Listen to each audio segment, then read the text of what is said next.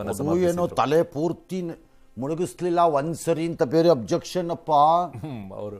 ಅಯ್ಯೋ useless fellows ತಂದು ಕಂತ್ರಿಗಳ ಹೋಗಕ್ಕೆ ಯೋಗ್ಯತೆ ಇಲ್ಲ, ಮುಳುಗಿದ್ದವ್ರ ಮೇಲೆ ಕಾಮೆಂಟ್ ಮಾಡ್ತಾರೆ ಪಾಪಿಗಳು. ತಗೊಂಬಂದು ಹೇಳ್ರಪ್ಪ. ನನ್ನ ವೈಯಕ್ತಿಕವಾದ ನಂಬಿಕೆ ಬಗ್ಗೆ ಮಾತಾಡೋಕ್ಕೆ ಯಾರಿಗೂ ಹಕ್ಕಿಲ್ಲ. ನನ್ನ ಭಕ್ತಿ ನನಗೆ ಬಿಟ್ಟಿದ್ದು.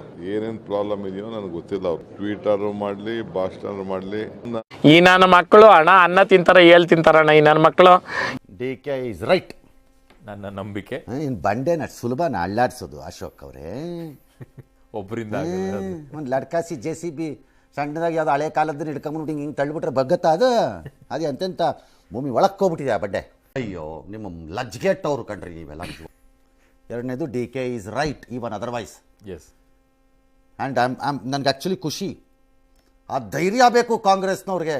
ಮಾತಾಡಕ್ಕೆ ಮತಗಳನ್ನು ಕಳ್ಕೊಂಡ್ಬಿಡ್ತೀವಿ ಅನ್ನೋ ಭ್ರಮೆ ಮತ್ತು ಭಯದಲ್ಲಿ ಇನ್ನೊಂದು ಸಮುದಾಯ ಮತ್ತು ಧರ್ಮವನ್ನು ಅವಹೇಳನ ಮಾಡುವಂತಹ ಚಾಳಿಯನ್ನು ಬೆಳೆಸ್ಕೊಂಡಿರೋ ಕಾಂಗ್ರೆಸ್ಸಿಗರಿಗೆ DK ಪಾಠ ನನ್ನ ಪ್ರಕಾರ. Good message. ಎಸ್ ಎಸ್ ಪಾಠ DK ದಿದು. ಕಲ್ತ್ಕೋಬೇಕು ಇದನ್ನ. DK ನನ್ನ ನಂಬಿಕೆ, ನನ್ನ ಇದು ಯಾವನ ಡಬರಕ್ಕಾಗಲ್ಲ. ಇದಕ್ಕೆ ಮೋದಿಗೂ ಅದೇ ಅಪ್ಲೈ ಆಗ್ಬೇಕಲ್ಲ. ಎಸ್ 100%.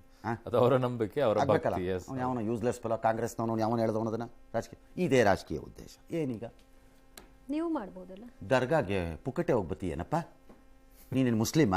ತಲೆಗೆ ಎಲ್ಲ ಕಟ್ಕೊಂಡು ಓಡೋಗ್ಬಿಡ್ತೀಯಲ್ಲ ಒಳಿಕೆ ಯಾಕಪ್ಪ? ಅದು ರಾಜಕೀಯ ಉದ್ದೇಶ. ಪಾಕಿಸ್ತಾನದ ಪ್ರೈಮ್ ಮಿನಿಸ್ಟರ್ ಮೆಕ್ಕಾಗಿ ಹೋಗ್ತಾನಪ್ಪ. ಅದ್ಯಾಗ ಪಾಕಿಸ್ತಾನಲ್ಲಿ ಹೇಳಲ್ಲ? ಪಾಕಿಸ್ತಾನದ ಪ್ರೈಮ್ ಮಿನಿಸ್ಟರ್ ರಾಜಕೀಯ ಕಾರಣಕ್ಕೆ ಹೋಗಿದ್ದಾನೆ ಮೆಕ್ಕಾಗೆ ಅಂತ ಯಾಕೆ ಹೇಳಲ್ಲ? ಅಯ್ಯೋ ಕಂತ್ರಿಗಳನ್ನು ತಂದು ನಮ್ಮ ದೇಶದಲ್ಲಿ ಕುಂಭಮೇಳಕ್ಕೆ ಹೋಗಿ ಬಂದೊಂದು ರಾಜಕೀಯ ಅಂತ ಹೇಳ್ತೀರಾ ಕಚಡಗಳು. ಅದ್ಯಾಕಲ್ಲಿ ಹೇಳಲ್ಲ? ಇದು ಕಣ್ಣಿಗೆ ಕಾಣಲ್ಲ. ಯಾಕೋ ಹೇಳಲ್ಲ? ಹೋಗಕ್ಕೆ ಯೋಗ್ಯತೆ ಇಲ್ಲದೆ ಇದ್ರೆ ಬಾಯಿ ಮುಚ್ಕೊಂಡು ಇರಿ ಆಯ್ತು. ಆಮೇಲೆ ಅಲ್ವೇ? ಎಸ್. ತಿನ್ನಕ್ಕೆ ಅನ್ನ ಇಲ್ಲದೆ ಇದ್ದರೆ ಗತಿಗೆಟ್ಟವನಾದರೆ ಎರಡೇ ಕೆಲಸ ಇರೋದು. ಒಂದು ಖಾಲಿ ಹೊಟ್ಟೆಯಲ್ಲಿ ಬಿದ್ದಿರಬೇಕು, ಇದ್ರೆ ಭಿಕ್ಷೆ ಬೇಡ ಬದುಕೋಬೇಕು. ಕಾಂಗ್ರೆಸ್ನವನು ಯಾವನು ಇದನ್ನು ಹೇಳಿದ್ದಾನೆ ಅವನು ಎರಡರಲ್ಲಿ ಒಂದು ಮಾಡು. ಎಸ್. ಮತ್ತೆ ಭೇಟಿಯಾಗೋಣ. ನಮಸ್ಕಾರ.